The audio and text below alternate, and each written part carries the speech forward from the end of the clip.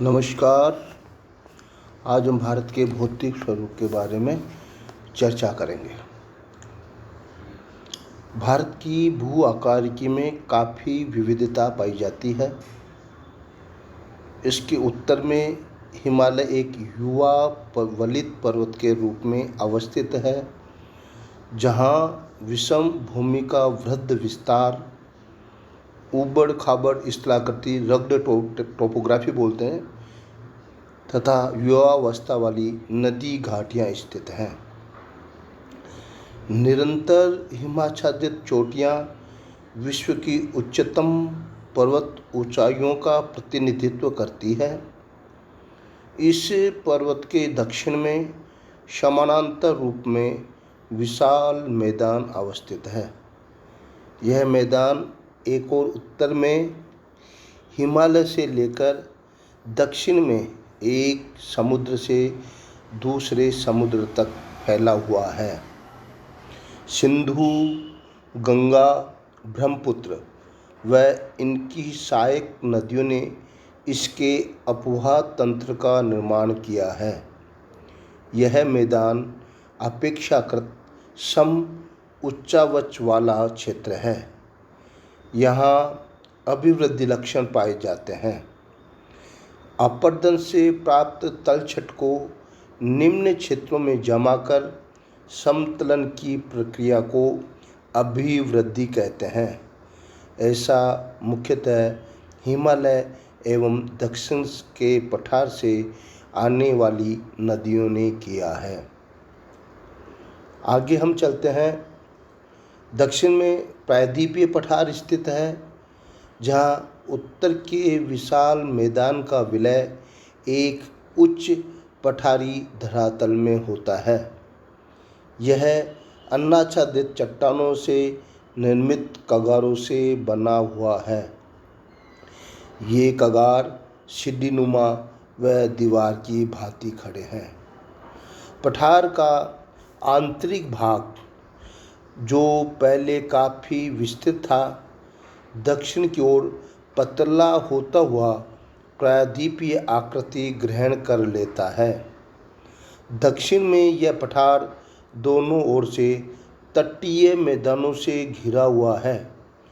इसके बीच बीच में नदी द्रोणियों के समान घाटियाँ व निम्न पर्वत मिलते हैं। भारत के भू आकृतिक लक्षणों में विभिन्नता का बड़ा कारण इसका भूवैज्ञानिक इतिहास एवं संरचना है।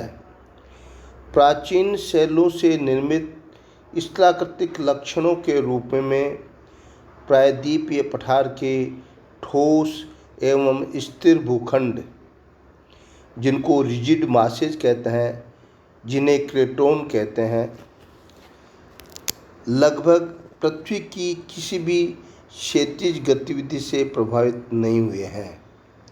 यह भूखंड कैम्ब्रियन युग के बाद से सागर तल से ऊपर रहा है, जिससे इसकी स्थिरता सिद्ध होती है। पठार के अनेक अवशिष्ट लक्षण अपरदन के कारकों के लंबे प्रभाव में रहे हैं। इस प्रकार यहाँ केवल महादेशजनक संचलों का प्रभाव ही रहा है। दक्षिण के पठार का उत्थान टर्सरी एवं क्वाटरनरी काल तक जारी रहा तथा यह 0.36 मिलीमीटर प्रति वर्ष की दर से उत्थित हुआ। इस प्रकार यह पठार भारत का सबसे प्राचीन प्रदेश है, जबकि हिमालय एक नवीन भू आकार है जिसमें युवा उच्चावच मिलता है। हिमालय में विवर्तनिक घटनाओं की प्रधानता रहती है। भारत का विशाल मैदान सबसे नवीन उच्चावच है, जहाँ कोई विषमता नहीं है। अनेक स्थानों पर नदियों द्वारा निर्मित तटबंध एवं बल्क मिलते हैं। इस क्षेत्र में भी अनेक स्थानों पर जलकृत स्थलाकृतियों की परिपक्व अवस्था के लक्षण मिलते हैं।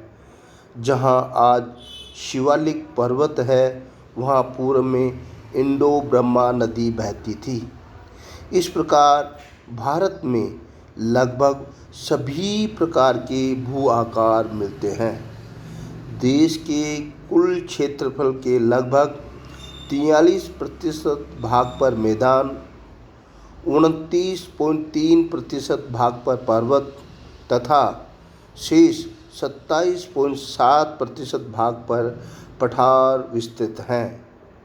इन विविध उच्चावच लक्षणों के आधार पर भारत को निम्नलिखित 4 भौतिक विभागों में बांटा जा सकता है। ये जो 4 भाग हैं वो निम्न हैं। एक भाग का नाम हिमालय पर्वत समूह, दूसरे भाग का उत्तर भारत का मैदान जिसमें सिंधु, गंगा और ब्रह्मपुत्र नदियों से बना मैदानी प्रदेश है। तीसरा है प्रायद्वीपीय पठार और चौथा तटीय मैदान एवं द्वीप समूह के अंतर्गत इसको 4 भौतिक विभागों में बांटा जा सकता है।